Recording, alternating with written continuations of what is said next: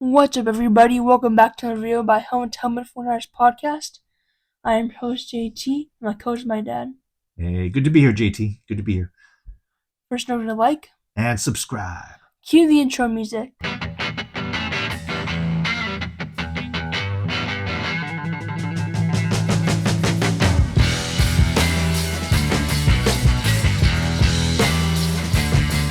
So, the 49ers beat the Jets 32-19.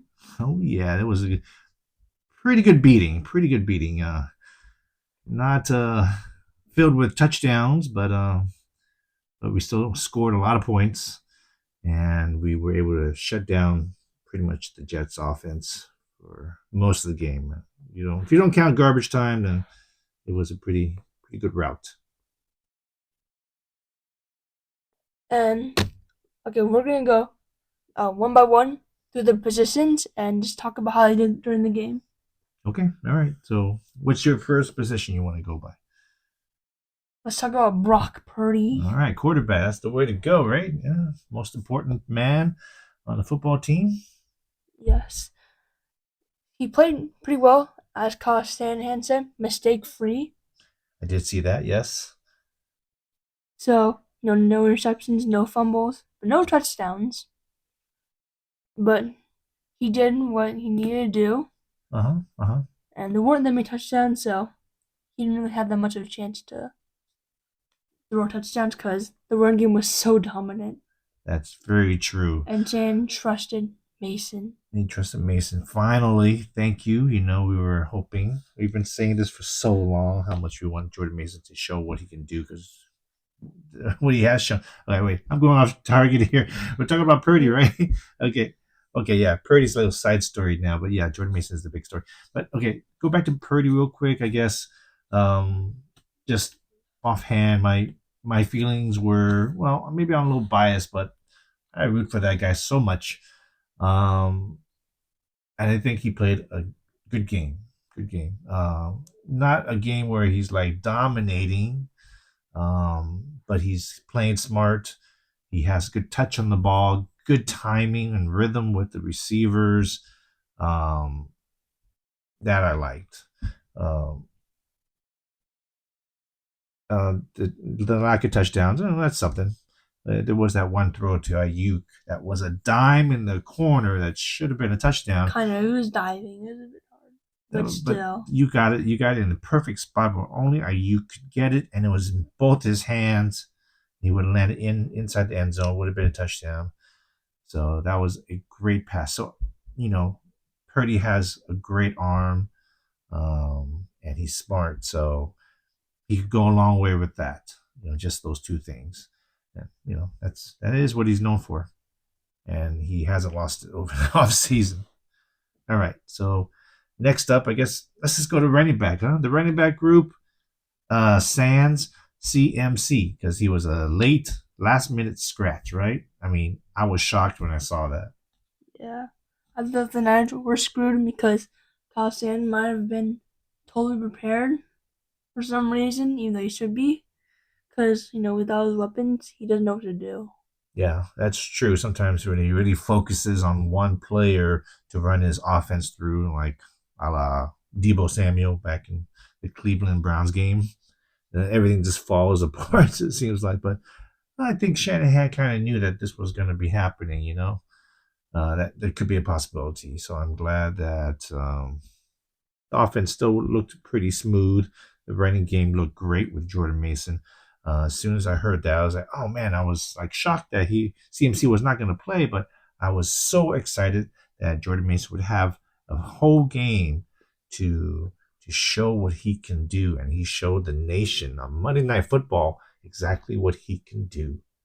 And that is run through people. He's a great looking running back.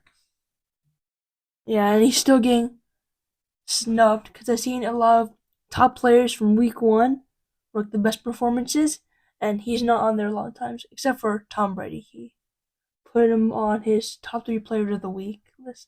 Oh, he had that top 10 necklace that Deebo gave him at the end of the game. I was hoping. I don't know what the top 10 players in ESPN was, I hope that one of the plays that Jordan Mason was involved in was in that. um, yeah, great game by Jordan Mason. Um, looks like he runs mad, and I like that type of running. I mean, he was averaging. He probably averaged over 5 yards a carry. I imagine for career before the game, he was like what averaging 5.6 yards a carry. Yeah, and he averaged like around that this game. I think over 5 yards. I think it was. Man, that was an amazing 147 yards, if I remember correctly, of rushing, which is great. Another running back, Kyle Juszczyk. Fullback, but yeah. Yeah. He did well in the blocking according to PFF, and did really well in the receiving game. He got pretty involved in it. Yeah. More involved than I thought, maybe because he's captain now. He did have a play where he was wide open down the right side, but Purdy didn't see him. And then later on down the game, he was open again down the left side. And this time, Purdy did find him and threw him a bomb. And I think he landed just short of the end zone, maybe the 3 yard line or something like that. So that was great. Happy to see Juszczyk get the ball in his hands, show what he can do. He's not a great runner, he's a fullback, but he's a really good. He has good hands for sure. So I'm happy Juszczyk got the ball when the amount of balls he did. Yeah, he got the best run blocking grade at an A6.7. Awesome. Which is really good. Very good. Because we were talking about how he was washed maybe and wasn't as good as he used to be, but he just wasn't being utilized by Shanahan. So you think, oh, maybe Shanahan thinks that he's not as good as he used to be, so that's why he's not playing him in that way. But he can be. He can be. So that's great to know. We got a lot of weapons. We already did. Now, of course, Juszczyk is maybe having a resurgence this season. We'll see what happens. It is the first game. All right, so wide receivers. Woo, okay, the elephant in the room, huh? Brandon Ayuk, the guy who held in and just signed right before the season started. Yeah, he was super rusty, man. He kind of dropped the ball, but among Sauce Gardner, he kind of knocked it away. Yeah. But it's kind of a drop still. Yeah, I you can imagine. I remember Ayuk was running over the middle on a crossing route, caught the ball, but then Ahmad Sauce Gardner knocked it out of his hands. So you think, okay, if Ayuk had enough practice time, he would be able to just get used to muscle memory of catching the ball, gripping the ball, or tucking the ball away. But you can maybe chalk it up to a little rust. Plus, of course, that catch that he did not make in the end zone, that diving catch, which would have been a touchdown. So he didn't catch that one either. Plus, the one that he did catch on the right side, looked like he was using his chest to catch, which is a no-no for receivers. And it almost bounced out. He almost lost that one too. So he did look rusty, for sure. And it's he hasn't practiced. He hasn't played. So it would take maybe 3 to 4 weeks, I think, until he gets really in form. That's a shame. Yeah, the one in the back of the end zone made me really disappointed. Yeah, it's a shame that these contract negotiations have to affect so much the regular season. If we just signed him earlier, he would have been in training camp. He would have been in preseason, and we wouldn't be going through these bumps. But okay. Anyways, next receiver, we got a good amount of them. Debo. Oh yeah, Debo. And he was used as a runner a lot, but he's not that good of a runner anymore. Yeah, that year, 2021, with the wide back and stuff, it was something special. The whole nation saw something special that year, but it's just he just doesn't have it or something. I don't know what it is. The play call, the O-line. He's not really a running back. He's not like running Jordan Mason. He's not running like CMC. and I'm afraid he's going to get hurt. He gets tackled in a pileup with 3 or 4 guys on him. I'm really nervous for him. I don't like that he's running him so much because truthfully we don't get a lot out of his running. So why risk him? He's better at short passes and yakking it after that. That's his thing. So I would minimize the amount of time Debo gets the ball in the backfield for run plays. So that's my opinion. Juwan Jennings did pretty well, didn't he? JT? Yeah, I would say probably like the best pure receiver on the field today, or not today, but in the game. Hey, yeah, I agree. I agree because he was the highest PFF graded. I think 77. I think it was for receivers and for the Niners. So he had a very good game. He got injured, right? It was ankle, and Yeah, right, he was out for a bit and then came back. and then he came back. Yeah, luckily I was like worried about him because you called it. I didn't even think about it or notice it, but you said, "Isn't that a hip drop tackle?" It totally looked like it. I mean, I don't know the clear definition, but what I've seen, that looks like that. It should be that was banned. Should have been a flag or something, especially after somebody gets injured after that type of tackle. How the referees not throw a flag? Well, the referees didn't throw a lot of flags in this one, huh? Yeah, talk about that later. Yeah, we'll talk about that later. So next group, tight end. Oh, not much happened, huh? Yeah, it was pretty quiet. All right, but I guess he was good at blocking according to PFF. Yeah, but receiving. What do you get? 2 catches or something like that? Yeah, a couple. Not a lot. So in this game, Shanahan chose not to use Kittle as a receiver, as a receiving threat. So we can go to O-line. Well, so Eric Saubert, I think he's tight number 2. And according to Grant Cohn, he did well in blocking. So they might found their tight number 2. That's fine. I'm not looking for tight end 2 who can block. We had that with Charlie Warner. I want a tight end 2 that can catch. He's got a target. Yeah, they didn't catch it though, right? That was an overthrown one, I think. I want one that can catch too. So, anyways, O-line. Trent Williams looked good. Yeah, but kind of sort of rusty, but he was still really good. Oh yeah, I think he still dominated. I don't think he allowed any type of pressure to Purdy on his side. He had to leave in the 4th quarter because I think he was dehydrated or something, or they needed to start an IV and give him fluids.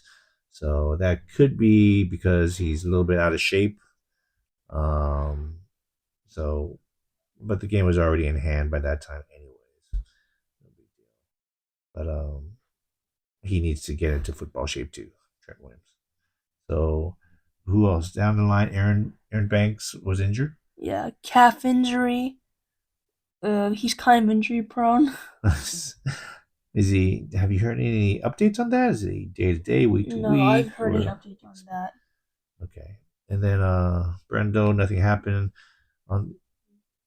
But Spencer Burford did fill in for Aaron Banks when he was out. So Spencer Burford played left guard for a little bit in that game.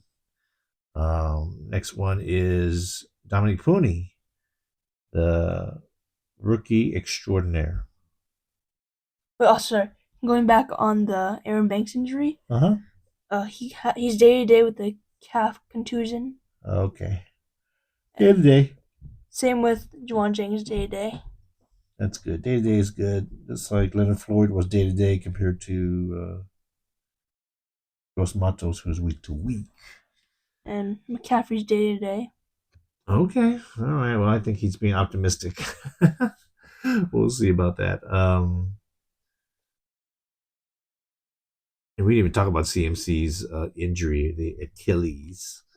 Yeah. So really quickly about CMC. I think the Achilles is going to take a few more weeks, a week or at least another week before he can go. Achilles ain't no joke, and he's one of your most important offensive players. So if you need to rest him and sit him out for a few more weeks to be sure that he's good for the rest of this season, then I think Shanahan's going to do that. Okay, well, back to O-line. So Dominic Puni did really well. Yeah, for his first start and as a rookie, super well.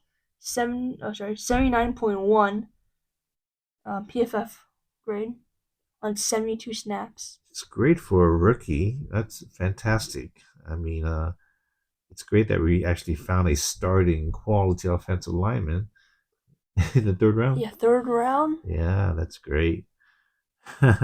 Very happy. Heard nothing but good things about Booney. On the other side, McKivitz was highly rated in PFF grades too, wasn't he? Yeah, semi-high, 73.8. Yeah, he's pretty good though. He's still top 5 on the offense, right? With PFF grading. Yeah, unbelievable. Yeah, so so there's 3: Trent Williams, Dominic Puni, and Colton McKivitz as the top PFF graded offensive players. 3 offensive linemen. That's good to hear, since people have some problems with their old line, thinking that it's not as good as it can be, which is us, you and I. It can always be better for sure, and better depth, youth. Yeah. Anyways, I'm sidetracking again. All right, so done with offense. How about the defense? You want to start with D-line first? Yeah. Leonard Floyd got his first sack because of Bosa. Bosa almost got him. I'm so sorry he didn't get a sack though. Yeah, I was really hoping Nick Bosa would start the season off with a bang and get a sack or two. He ended up getting a big donut. Leonard Floyd, like you said, got 1 sack. And that was the only sack for the statuesque, like Aaron Rodgers. We just couldn't corral that guy. He couldn't get a coverage sack. Malik Collins looked pretty good.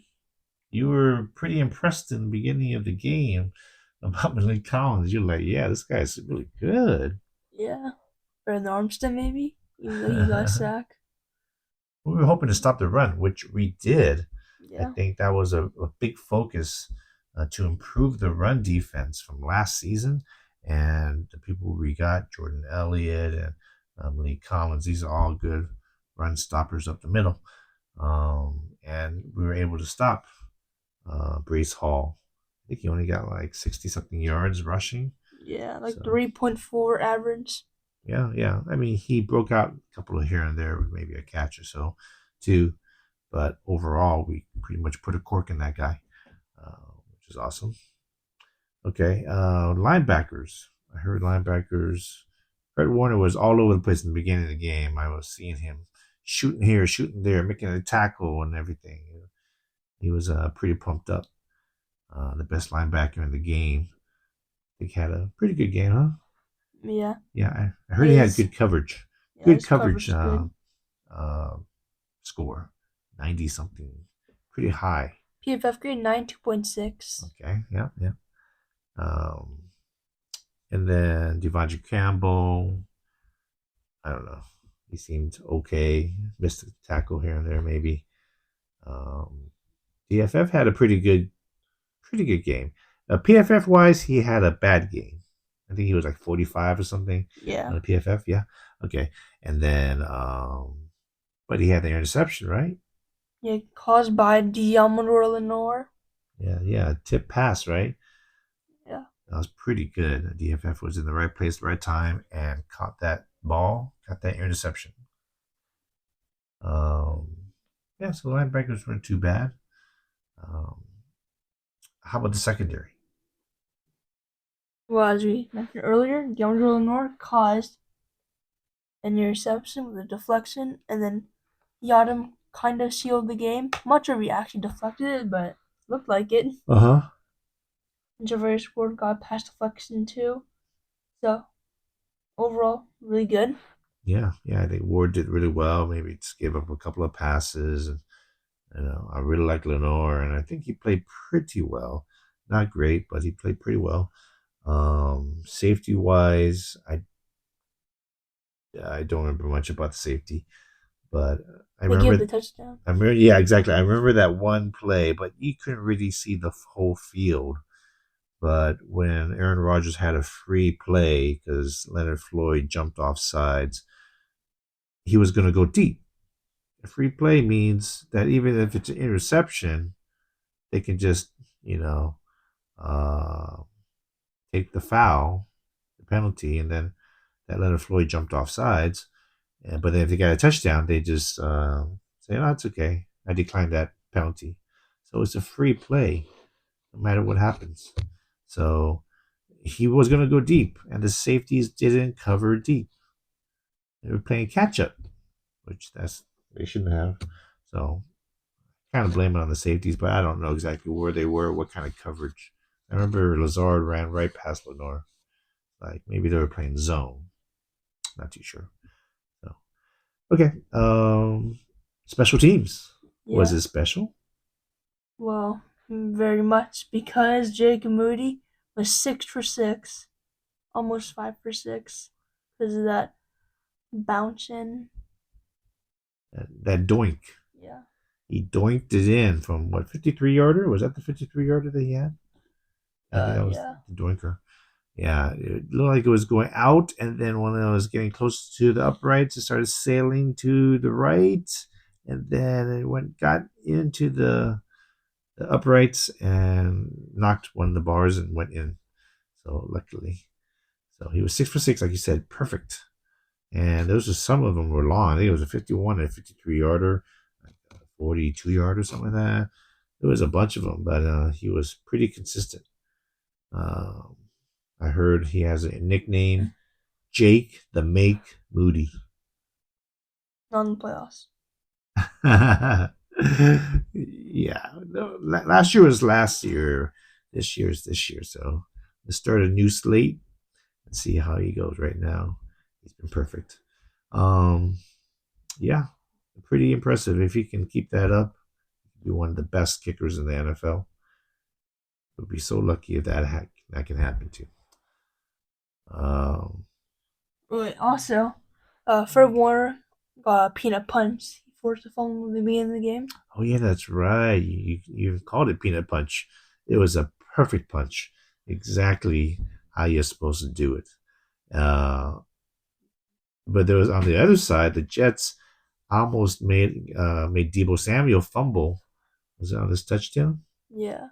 Yeah, he almost fumbled. It was helmet to the football. It was perfect, but Debo was too strong and had a good grip on that ball and was able to get it back in before he fumbled it, and then he crossed the end zone and got the touchdown. So uh, the Niners were able to capitalize on some of those mistakes, get that fumble from Brees Hall that Fred Warner had, and then the interception by DFF. So very important. Could have turned the tide if we didn't get those. Is there anything else? No, I think we went through the whole game, the whole team. Nick Sorensen, you happy with him? A new defensive coordinator. Yeah. He stopped the run really well, which was our weakness.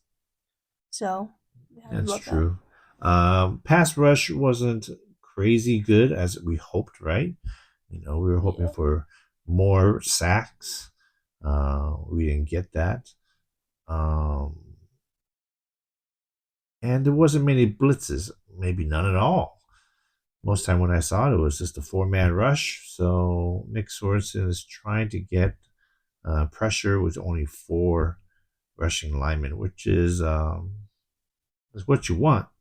But if you're not getting the pressure, you might have to start throwing a couple of blitzers, a linebacker or a safety blitz or something. Yeah. Catch them off guard and really sack them for a loss or cause a fumble. Um, you know, just for the future. And Nick Bosa got a 90.5 PFF grade. Yeah. Even though he didn't get a sack, he does so many other things excellently. So, stopping the run, whatever, and putting pressure on the quarterback. Sometimes they don't add up to sacks, but putting pressure on is something he does well too. All right. Yeah. So next week, I guess we have a game against the Sam Darnold led Vikings. The guy's hot stuff. So Yeah. we'll do our pregame closer to the day of the game. Sam Darnold revenge game. Oh, I'm scared. Ivan Pace that. Ivan Pace Jr., man, that's my linebacker right there. Oh, don't forget the horn of the Vikings. That's gonna be great. Oh yeah.